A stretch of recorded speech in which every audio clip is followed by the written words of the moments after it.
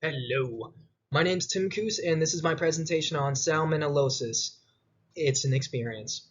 So let's jump right into it. So you might be asking yourself, what is salmonellosis? It's actually caused by a bacteria known as salmonella. So for the duration of this presentation, I'm just going to say salmonella because everyone else does. Yeah, it's a common bacterial disease that infects the intestinal tract in humans. Belongs to the Enterobacteriaceae family. And yeah, the two most common species are species Bongori and the Enterica species. Yeah, there's over 2,600 different serotypes. It's actually kind of insane how many strains there are. I had no idea before this. And yeah, it's diagnosable through either stool samples or blood work. So let's talk a little bit more about the species.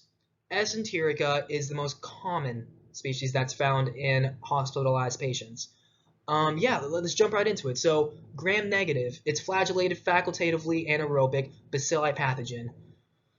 Ooh, that's a mouthful. Yeah, about 2 to 5 microns long. Yeah, so sRNAs regulate acid-resistant genes and modulate adhesion. Additionally, they help Salmonella to adapt to oxidative stress and promote survival in macrophages. Yes. So let's keep going. Yeah, so you might be asking, okay, Tim, all this information about salmonella, but what causes it? So yeah, you'd be right to ask that. So number one, animals are the main reservoir and carriers of salmonella. Yeah. Yeah, the interesting thing though is that almost all cases seen of salmonella are foodborne. Yeah, it's spread from infected food, mostly uncooked food. So when you're cooking a steak or something, it's better to overdo it than underdo it. You don't want salmonella. Yeah, it can actually be spread from person to person. So, like the movie Contagion, like, or like touching like disgusting meat, just rub it on yourself, just don't wash your hands, you'll contract salmonella like that, or give it to someone else, mind you. Yeah, spread from contaminated surfaces and feces also.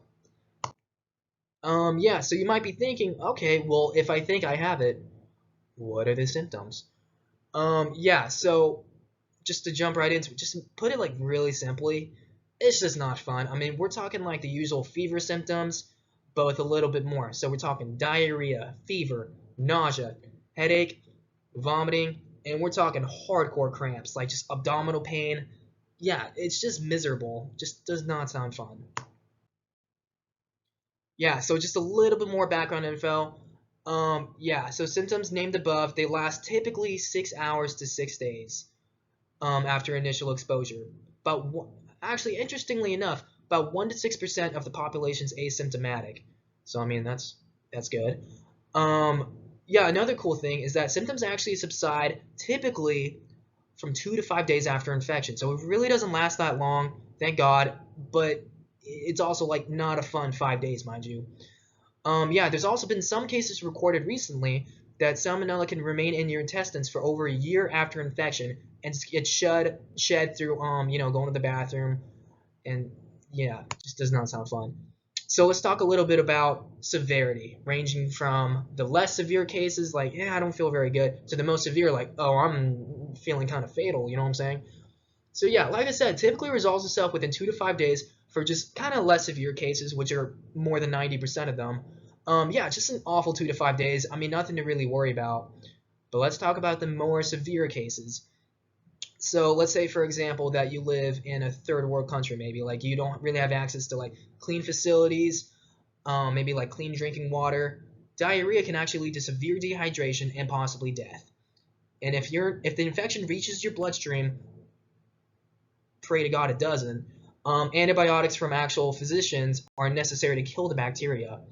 And yeah, there's a mortality rate of 3.6%, which is mostly older people and children. So yeah, we're talking about a bacteria, but I was just talking to Sean about this other day about salmonella, and he was like, "Hey, yo, man, like, could I be immune?"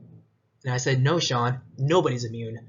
Yeah, and as of right now, I mean, there are vaccines available for humans, but they're also like kind of expensive. Like they're typically like, it's just not practical. But yeah, the point is nobody's immune. And also, interestingly enough, IgG and IgM antibodies are the most effective against salmonella, seen in research.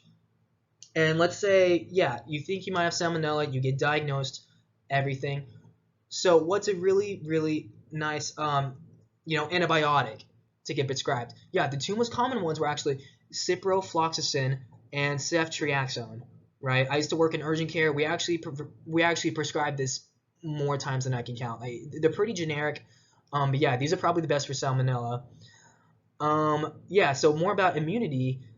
Animals are more commonly vaccinated than humans, especially chickens, right? Yeah, Polvac ST is the most common vaccine, mostly for chickens, like I said. I mean, you can also like vaccinate livestock and whatnot. The government doesn't actually push vaccination of animals just because it's expensive, it's tiresome. I mean, like you don't want to make farmers pay a ton of money for vaccines, right? It's also tons of research, and I mean, the big issue is that there's 2,600 different strains. So I mean, yeah, just constantly evolving, and yeah, it's just not super practical to try to vaccinate every animal for salmonella.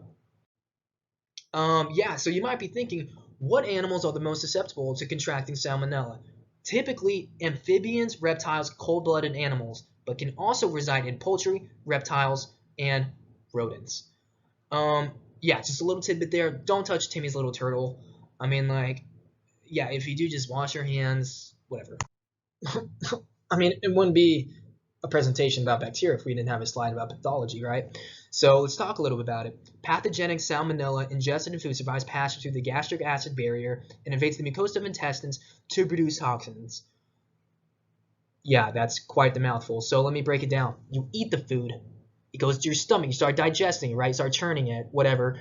Yeah, it goes to your intestines for further digestion, but then that's when it happens. It invades the epithelial tissue in your intestines, and which leads to infection, right? And the thing is, the fact that it's foodborne, it's the perfect way to infiltrate your body because it bypasses the physical barrier, your skin and whatnot, and also bypasses certain mechanical barriers like the mucous membrane in your mouth, for example, like completely bypasses it straight to your intestines, right to where it can start infecting you, right? But okay, I should mention that it does vary on the type of serotype of salmonella. There's over 2,600. I mean, totally chill, totally chill. But yeah, I mean, like goes straight through your system. I mean, it's amazing. It's the perfect way to infiltrate your body. All right, so let's talk about it. How do you prevent salmonella? Because I don't know if you're anything like me, but personally, I don't want to get it. Doesn't sound fun. But yeah, so first of all, stay frosty. Wash your hands. Be careful when handling animals, especially turtles. Um, let's see. Yeah, avoid unpasteurized foods because they go through less processing. You don't know what kind of bacteria is on it. You can still eat it, but maybe be a little bit careful. Another thing, cook and store your food properly. I know we all got that roommate that doesn't really know how to cook, kind of leaves his food out.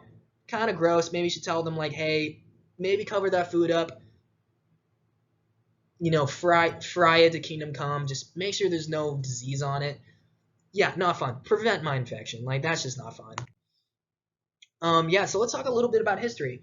Little interesting tidbit, there's 1.35 million cases in the US annually with over 26,000 hospitalizations and 420 deaths. Yeah, so about a 3% mortality rate. Still a little bit high for my taste, but yeah, it can definitely be lower, just a little bit of prevention like I said above. Let's see. So you got to be wondering though, what is the government doing to prevent salmonella in the United States? Because I mean, we got farm animals, we got tons of animals everywhere, and just outbreaks do happen, and they spread fairly fast. Especially if it's like a certain brand of food, it gets spread out to a huge area of the United States. Everyone starts eating it, everyone contracts it. Not fun. There's about $3.7 billion spent every year, in fact, to prevent salmonella. Another interesting fact I came across was that there's actually cases dating as far back as ancient Greece. Yeah, salmonella was officially discovered in 1855. Another interesting fact, though, one in every 20,000 eggs actually has salmonella. So you know when they say don't eat raw eggs? Yeah, there's a 1 in 20,000 chance you're probably going to get something from it. It's not the worst odds, mind you, but also like who eats raw eggs? That's just weird. No. So let's keep going here. Yeah, so here we got a map of the most recent outbreak in 2022. Yeah, ill. So I mean, it's in the northeast region of the United States. So my first initial thoughts were maybe they just cook their food weird. I know they do things differently up there. I don't know, just something like that. But after a little bit more research, we found where the CDC actually disclosed that out of 10 people interviewed, they all ate Jif's peanut butter right before contracting infection. All of them. So it was actually discovered that Jif was not storing their peanut butter properly, and so bacteria started growing on it. Gross stuff. They had to recall a ton of peanut butter. I don't know if you guys like Jif's peanut butter. I love it personally. After this, though, I don't know. I might switch brands. But, yeah, interestingly enough, 10 out of 10 people, they just all got it from the peanut butter. Just, yeah. Yeah, I just want to take this opportunity to say thanks for watching. Stay frosty and stay healthy.